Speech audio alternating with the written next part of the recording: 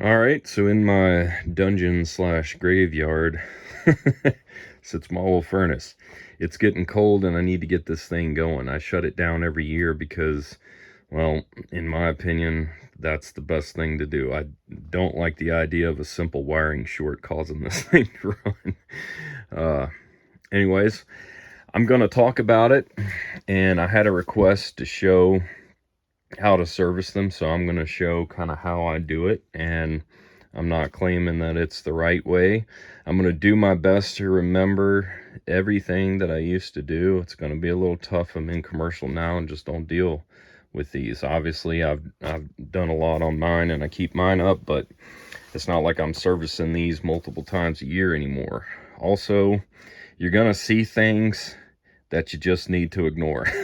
This is not what we're going to go into. We're just going to pretend like this is a normal oil furnace and just operates like normal. And I'll try to, so I'm going to go over just the basics and operation and stuff, and I'll try to put a timestamp in there if you want to skip all that. Also, I need to say, this is not going to be a DIY service video. I don't recommend, if you're a DIYer, that you mess with fossil fuel. It can be dangerous, to say the least. There's not going to be a whole lot of hand holding. If you're a technician, you're going to know, or else you'll easily figure out what I'm talking about. If you're not a technician and this video seems to skip steps, it's just because this is not for DIY service. So I apologize if that's what you were hoping for. It's not going to be that. Okay. Oh, and I'm not going to go over everything. For example, I'm not going to show a combustion analysis. And let me just deviate for a second and just say, I have noticed in my years of life that when someone gets fanatical about something, like religiously fanatical, that should raise a lot of red flags, and you need to be very careful about following a fanatical person. It doesn't matter whether it's in HVAC, religion, politics, science, whatever. So I understand that there's multiple ways of doing things. I understand that there are things that people are going to want to see and not going to see. I don't get fanatical about it. I feel like when you get fanatical, you get blind. And the reason you get blind is because it's almost like you got a microscope strapped to your head and you're like honed in on this one little thing, and you're telling the world you got this great resolution, and you might, but you're blind to everything else. You miss the big picture. So that's enough on that. All right, let's get going. None of this you need to worry about, except I will point out this. This is an hour meter, and this can be really handy to have on your oil furnace for keeping up with your filter changes. Now, if you're up north and you're going through a tank or more a year, maybe you just need to change your filter every year, right?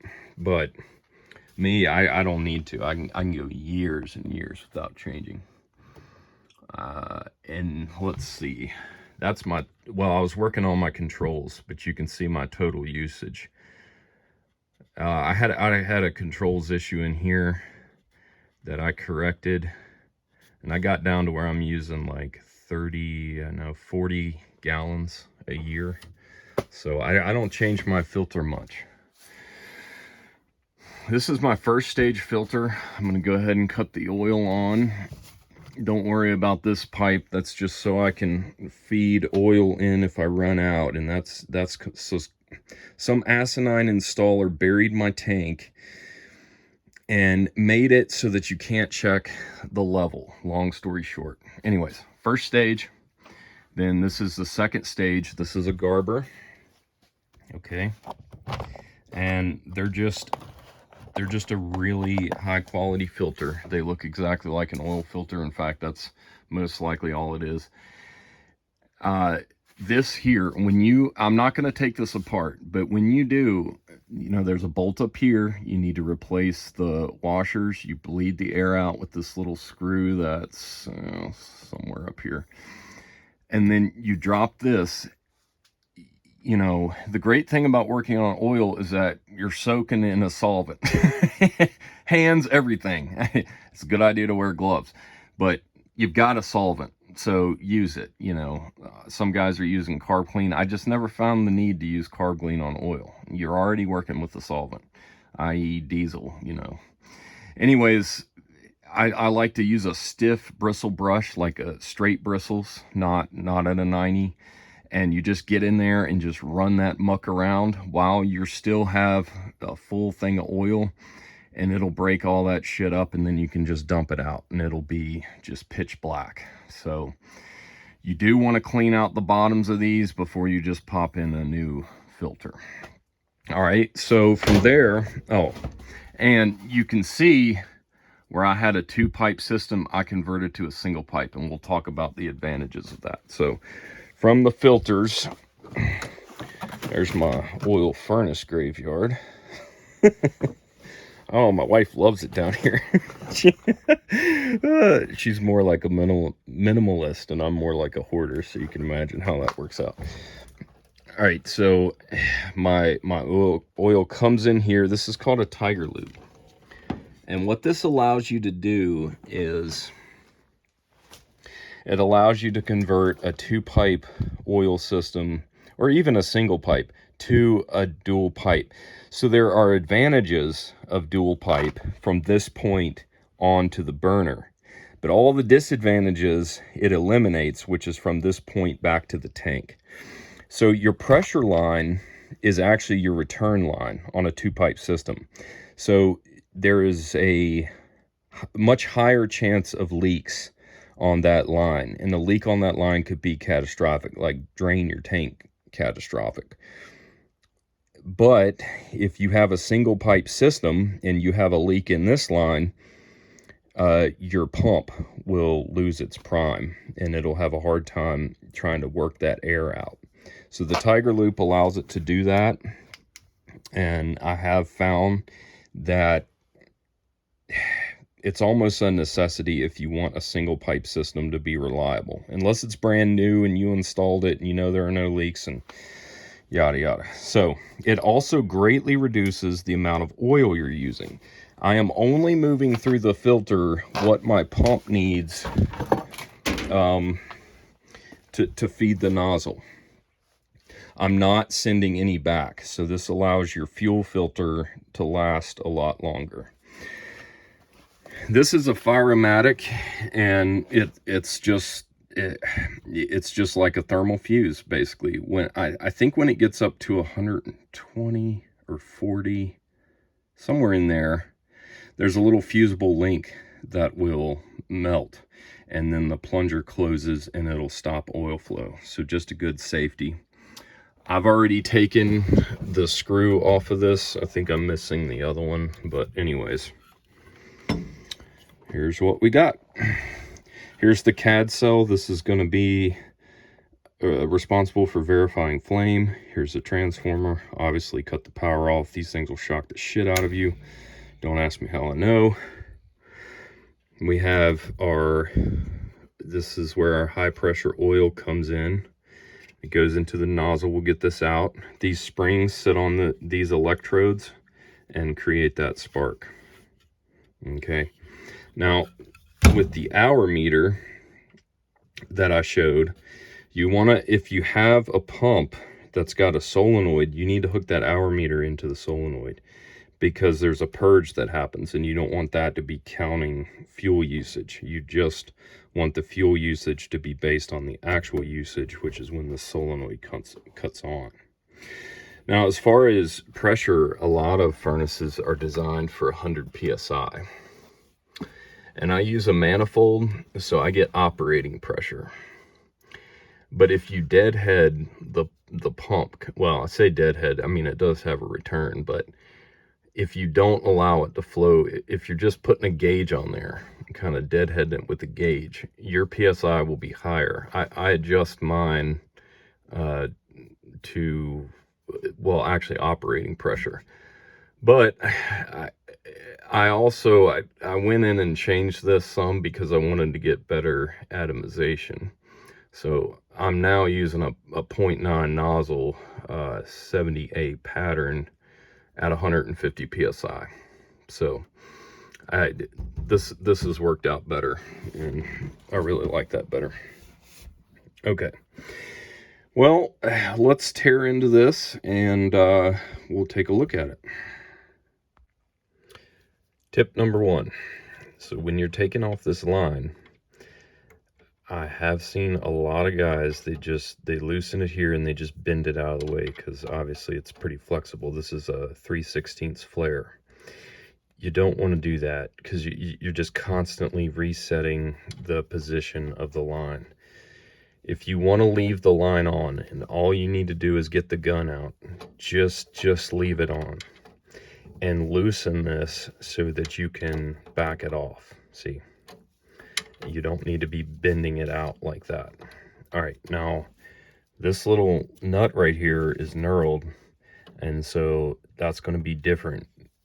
Most of them have like, I don't know how to say it, but it's like these notches all around, and all you do is just set it's very similar to a Romex connector. Just set a screwdriver in there and pop it, and it'll come loose. So I'm going to go ahead and take this off, because I have a manifold, and what you want to do is just take a peek in here and make sure that you don't have any cracks in those flares, and that they look good, look like they're going to seal well. Here's the gun, and the second that I get it out and get it up here, I put this on here. This is just something I made, but it's just a plug, because these things will leak like crazy, and the first time they pee all over your pants, you're really going to be regretting it. Heating oil just smells horrible. I don't know, that smell just bothers me for some reason. So here's my nozzle.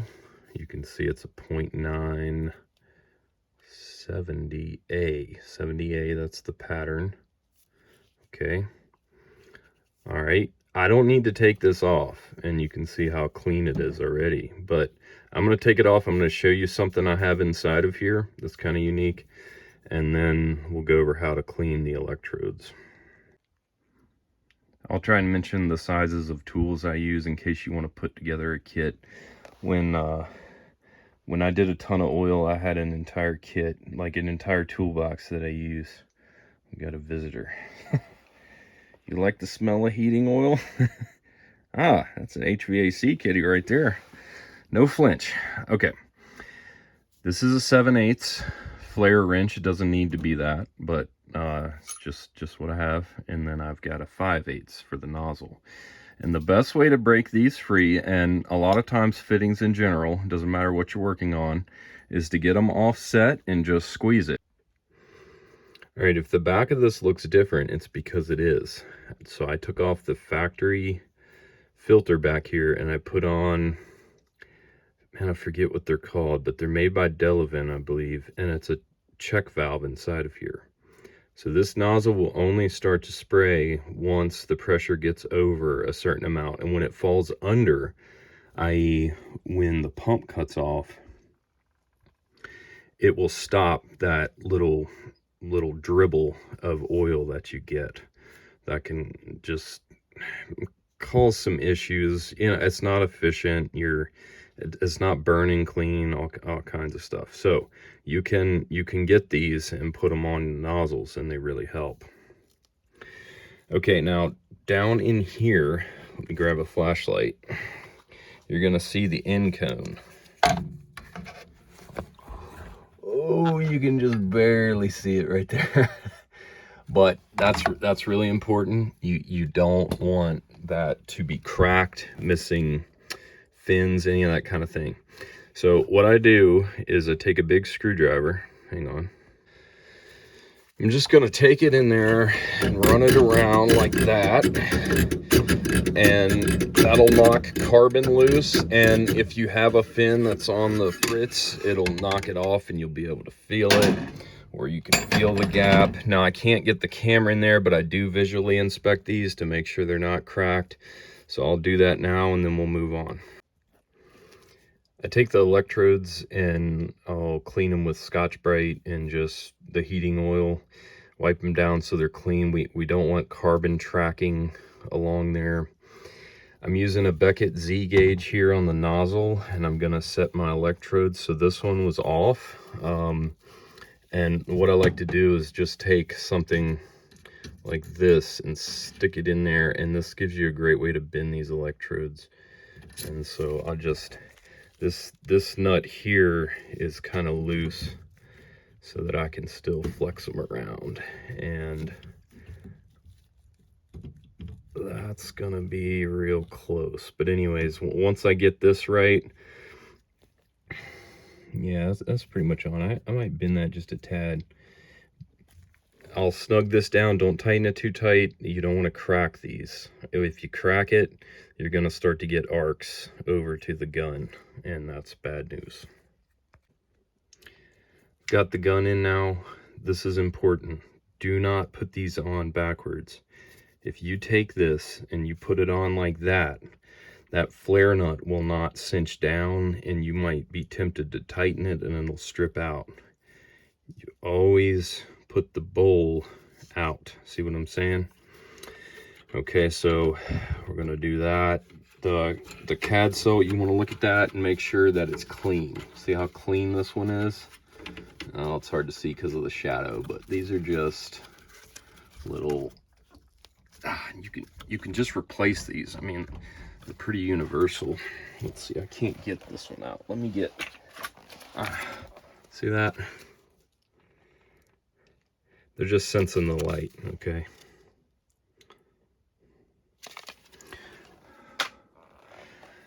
All right, and we'll talk about testing these here in a minute.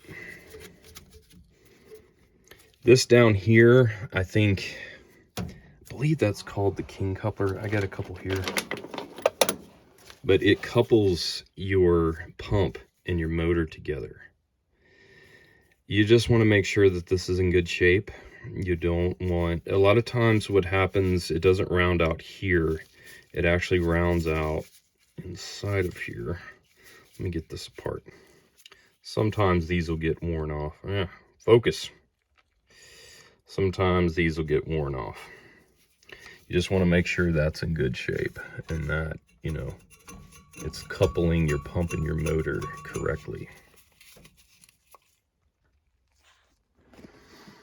Let me show what I've done here. I've got my Midco manifold hooked up. And you may have noticed up here some vacuum readings. And this is on a pump. So when you are starving a pump, it can pull a vacuum to that degree. So I've written that down because that's one way you can check like the integrity of your pump, is just to see if it's capable of pulling that same vacuum 5-10 years down the road. Under operating conditions, you've got about 5 inches of vacuum, and that's why in your oil feed line, air leaks can be a real problem, because any kind of leak, it's just going to suck in air bubbles into your oil line. So I've got that done. I've got the CAD cell covered because if this thing senses light, it will not run, okay? It wants to see darkness first, and then it wants to see the flame after a while. So I've got this covered. Now what I'm gonna do is I'm gonna go ahead and jump out my primary control. So the way that this gets a call for heat is it's just sending 24 volts out, and then the thermostat sends it back, okay? I'm gonna jump this out, but I'm gonna jump out my CAD cell as well. And all I've done is just run the wires out of the box, and that way when I mess with the furnace, I just don't have to remove this primary control. But normally you got to take this off and you got to get to the CAD cell terminals. So this is going to the CAD cell, and so this is going to the primary control. So I'm going to jump it out on the primary control, the CAD cell, and the reason I'm going to do that is because that's going to keep it from starting until I pull that clip off. And it's a lot easier to just pull a clip off when you're trying to check spark than it is to try to come up here and pinch a clip onto there, okay? So let me get that set up. I have my power on now, and you can see I am getting a call for heat. But because I have the CAD cell jumped out, the primary control is locked out, so to speak. So I'm going to test the transformer. Now, I'm a big fan of the old school normal transformers. I do not like those solid state transformers. Well, transformers. They're not really transformers. Anyways, I'm gonna try to do this without I'm gonna try to do this without getting shocked, which is gonna be tough. Hang on a second. Now, in general, it doesn't matter whether it's a coil pack on a car or a transformer or whatever, you really don't want to either short the spark or give it nowhere to go. When it's got nowhere to go, it's gonna really look for a way out, and a lot of times that's gonna be like through the insulation. So normally what I do is I'll drag a screwdriver across to test the spark, but can't do that with one hand. So I'm gonna be using this clip, and this is going to give the spark a place to go, and then I'm going to use a screwdriver or something to push it out, and we'll look at how that spark behaves. All right, ready? Let's see. Let me grab that. Okay, ready? Okay, let's go.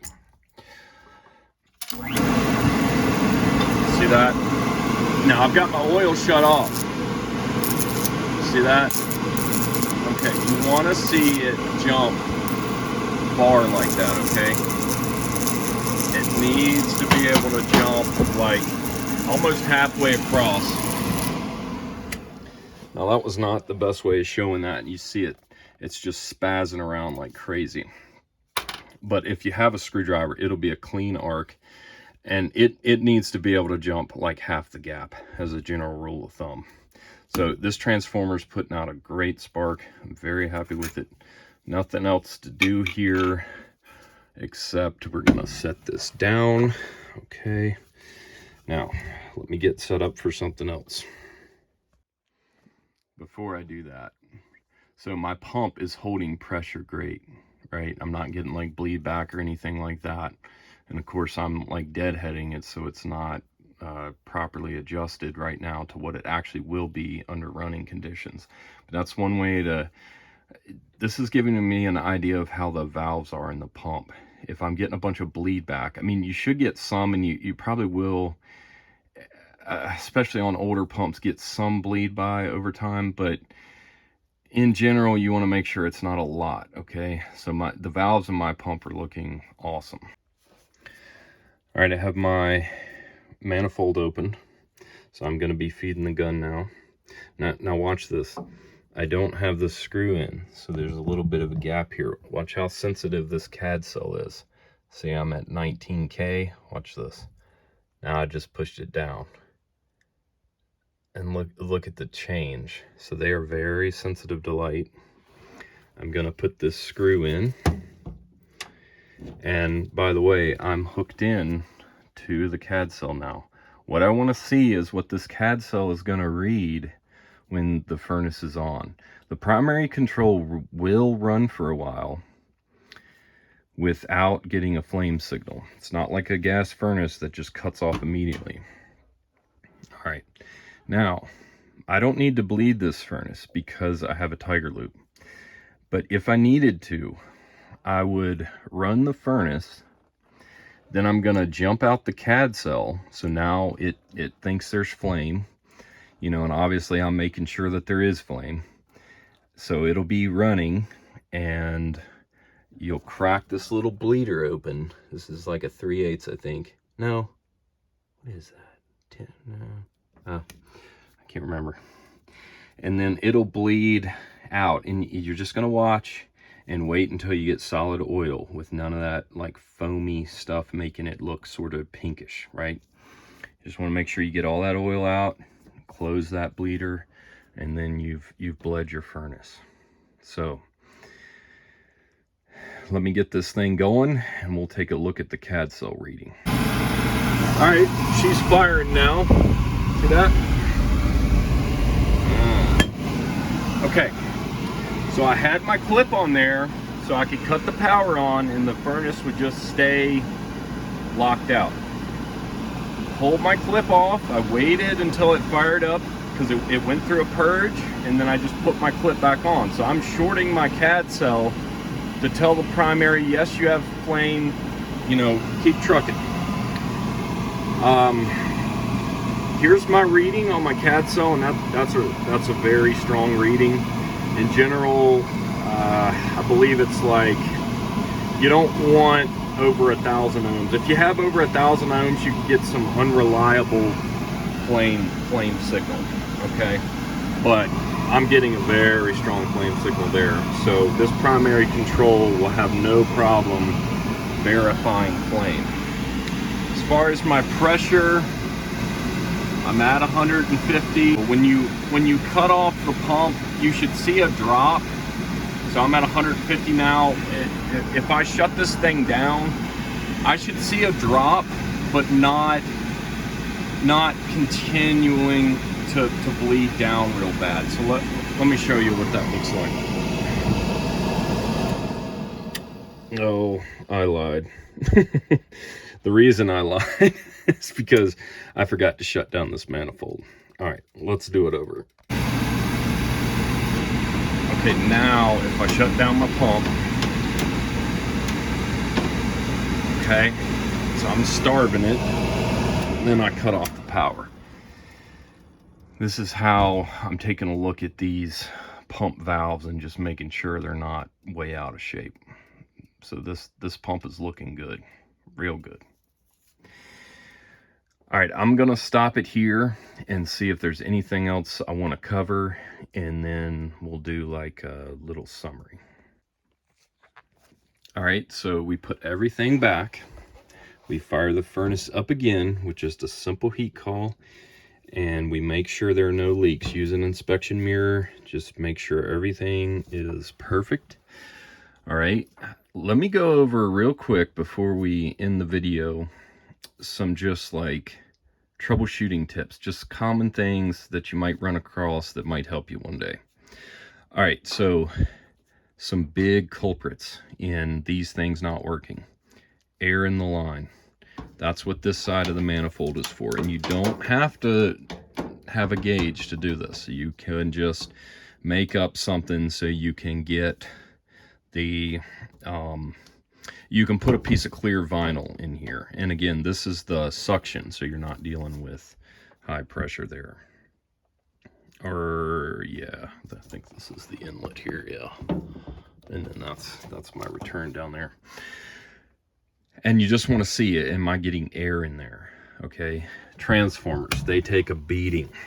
And a lot of the newer primary controls will only run them for a little bit and then drop them out. But some of the older controls would run these 24/7. I'm a huge fan of the actual transformer and not the solid state. You want to test these like I showed.